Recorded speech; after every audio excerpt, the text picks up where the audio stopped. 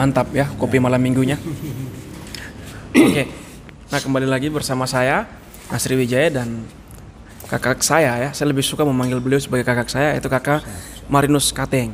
Nah, berdasarkan tadi kisah pertama beliau sebagai seorang atlet dan saat ini menjadi seorang tokoh pemuda, dan sebelum juga sebenarnya ada satu kisah lagi yang lebih unik. Beliau ini pernah menjadi salah seorang aktivis dari organisasi yang namanya Organisasi Komite Nasional Papua Barat. Nah, saat ini beliau mantan aktivis ya, beliau telah menjadi mantan dan lebih banyak keluar dalam kegiatan-kegiatan kemanusiaan, mantan aktivis yang keluar dalam kegiatan-kegiatan kemanusiaan. Nah, untuk kakak Marinus sendiri, bagaimana tanggapan kakak tentang organisasi KNPB yang dulu pernah kakak geluti? Saya kira kalau KNPB sendiri adalah Komite Nasional Papua Barat yang memperjuangkan tentang hak kedaulatan orang Papua sebagai orang Papua. Jadi di situ kita memperjuangkan hak dasar kita sebagai orang Papua di sini untuk bagaimana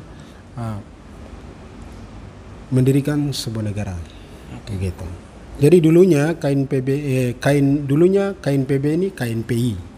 KNP, maaf, bukan KNPI. KNP yaitu Komite Nasional Papua. Tetapi karena Papua dibagi dua wilayah, yaitu Papua Nugini dan kami Papua Barat ini, sehingga ditambah B-nya yaitu KNPB, jadi Komite Nasional Papua Barat, yaitu KNPB. Oke, berarti kata B-nya itu untuk menunjukkan wilayah Pulau Papua yang berada di bagian barat. Ya. Oke kakak. Jadi sebenarnya tujuannya itu untuk memperjuangkan ya Papua sebagai suatu negara yang berdiri sendiri. Seperti itu. Nah, dulu ketika kakak masih menjadi salah satu anggota dari KNPB ya. Kakaknya sebelum kakak kemudian sekarang keluar dan banyak dalam dunia pekerjaan dan dunia kemanusiaan. Dulu sebelum itu kakak kan pernah melakukan satu aksi yang sangat fenomenal sekali. Waktu itu kakak sempat masuk ke dalam kampus ketika aksi rasis ya. Kakak sempat masuk ke dalam kampus, terus kemudian membawa semacam selebaran, dan itu menghebohkan satu kampus Universitas Musamus waktu itu, dan juga satu Merauke bahkan kakak menghebohkan. Itu bukan aksi main-main, aktivis yang tukang demo aja mungkin gak berani lakukan hal seperti itu. Nah, kira-kira apa sih yang bikin kakak cukup nekat seperti itu waktu itu? Jadi pada saat itu di bulan Agustus ya. Di bulan Agustus 2019 itu diadakan demo rasis di seluruh, itu kejadiannya mulai dari tanah Jawa sana dibawa sampai ke sini, sehingga di seluruh tanah Papua ini, Papua dan Papua Barat itu melakukan demo rasis. Jadi di sini, tapi kami di Merauke, saya waktu masih berkecimpung di dalam KNPB, di situ bahwa kami di situ yang memotivasikan saya ingin kampanyekan bahwa kami di Papua tidak rasis seperti mereka yang ada di sana. Begitu. Kami ingin menunjukkan bahwa kami orang Papua adalah orang yang punya kasih sayang terhadap orang lain yang ada hidup di sini. Jadi itulah motivasi saya supaya dalam bentuk selebaran kami tulis, terus kami sampaikan bahwa kami tidak rasis. Begitu. Itu yang KNPB memberikan penjabaran kepada masyarakat supaya masyarakat jangan berpikir membangun opini bahwa karena rasis jadi kami orang Papua membenci orang non Papua. Tidak, gitu. Kami dan perjuangan KNPB, dia tidak perjuangan rasis, dia tidak perjuangan agama, tidak perjuangan sukuisme, dia tidak perjuangan margaisme, tetapi bagaimana dia merangkul semua. Jadi Anda dan saya, baik Papua dan non Papua yang ada di sini, hidup di sini, kami sama-sama adalah orang Papua. Itu yang saya sampaikan. Oke, berarti sebenarnya dari satu konsep yang besar, kakak waktu itu ketika masih menjadi aktivis memang benar-benar yakin yang diperjuangkan suatu hal yang baik ya. Memang ketika dijabarkan seperti ini ya cukup baik karena merangkul semua elemen yang ada di Papua. Walaupun sekarang kakak sudah tidak bergelut lagi di KNPB, kakak lebih pada aktivis. Saya ingin tanya sama kakak nih, kira-kira kenapa dulu yang memotivasi kakak sebetulnya untuk bergabung dengan KNPB? Apa sih memotivasi?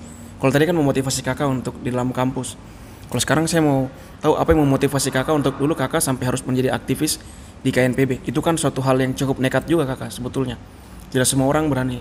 Karena KNPB itu bukan organisasi yang kaleng-kaleng. Bahkan ketika kakak bergabung dengan KNPB dulu, kakak cukup sangat dikenal dan fenomenal dengan pemikiran-pemikiran kakak yang kritis.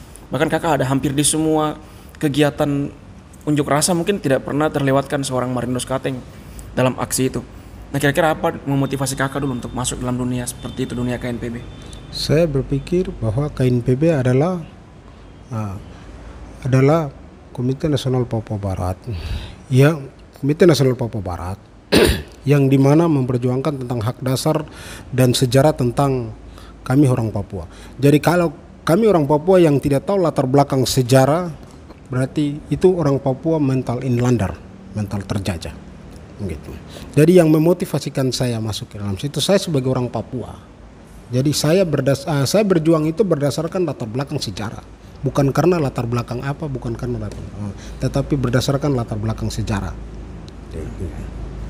Jadi berdasarkan latar belakang sejarah karena mungkin pengalaman dan ilmu yang kakak dapat ya, banyak dapat.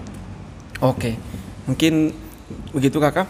Kira-kira kakak sekarang punya mungkin pesan atau mungkin kata-kata untuk teman-teman yang masih menjadi aktivis di KNPB dan juga mungkin yang aktivis di organisasi lain, teman-teman pemuda lah pada umumnya.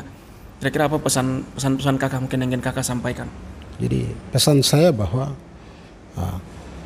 setiap dalam baik dalam organisasi KNPB, baik organisasi manapun, itu disitulah kita mencari pengalaman hidup kita di situ, seperti itu. Silakan. Jadi KNPB silakan dia jalan dengan dia punya ideologi, dan organisasi KNPI silakan dia jalan dengan pemikirannya sendiri.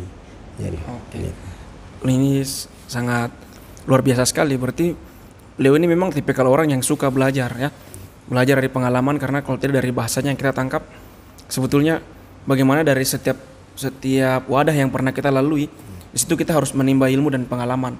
Nah, kakak ini banyak bertemu dengan orang-orang hebat, banyak sekali ya kakak bertemu dengan orang-orang penting dalam segala macam lini. Kira-kira ketika bertemu dengan siapa yang menurut kakak paling banyak mempengaruhi mindsetnya kakak hingga kakak mungkin memilih untuk aktif di organisasi-organisasi pelat merah seperti KNPI sekarang dan memilih keluar dari KNPB?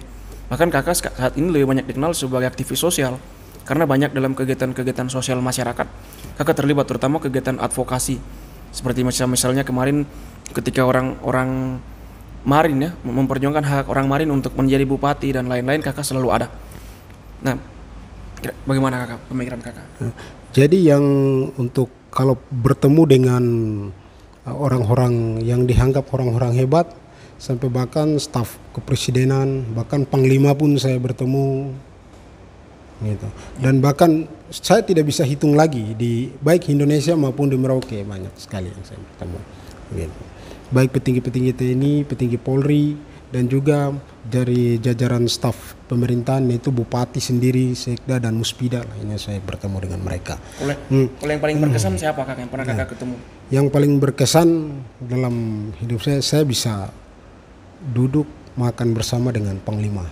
Dengan panglima sudah pernah ya? Sudah pernah. Dengan panglima marinir, itu Buyung Lalana. Oh iya, itu beliau juga atlet pembina atlet WUSU ya. Jadi pernah duduk sampai di situ. Nah, itu kakak bertemu dengan orang-orang seperti itu. Apa kakak tidak gugup begitu kakak? Tidak gugup ataukah mungkin semacam apa? Orang bilangnya nervous. Ataukah mungkin memang karena sudah punya pengalaman lain di organisasi sebelumnya? Kalau bagi saya siapa saja itu biasa. Tapi cuma dari dia punya strukturnya. Kalau kita manusia itu biasa saja. Tetapi ada tingkatan-tingkatan komunikasi yang kita bisa berkomunikasi, baik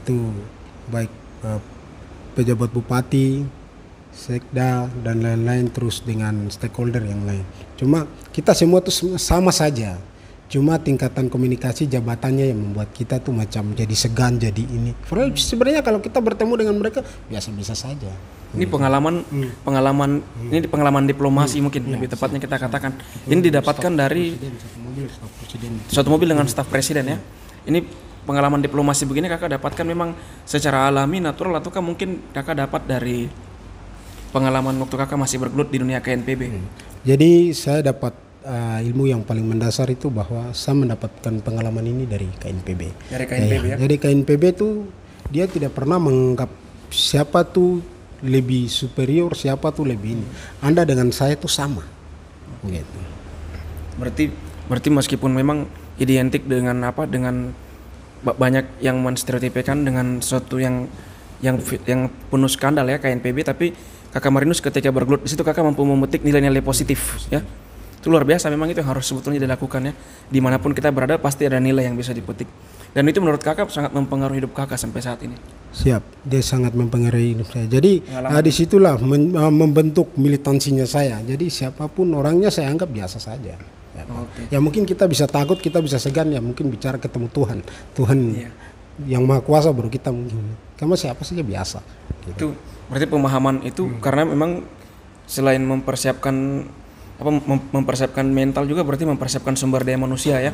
Karena mungkin di dalam situ juga banyak belajar ilmu yang membuat kita merasa sama dengan orang lain. Baik, teman-teman, ini diskusi saya dengan Kakak Marinus Kating malam ini tentang pengalaman beliau selama menjadi aktivis ini sangat menarik. Nah, untuk itu mari kita nikmati kopi malam minggu. Mari Kakak minum.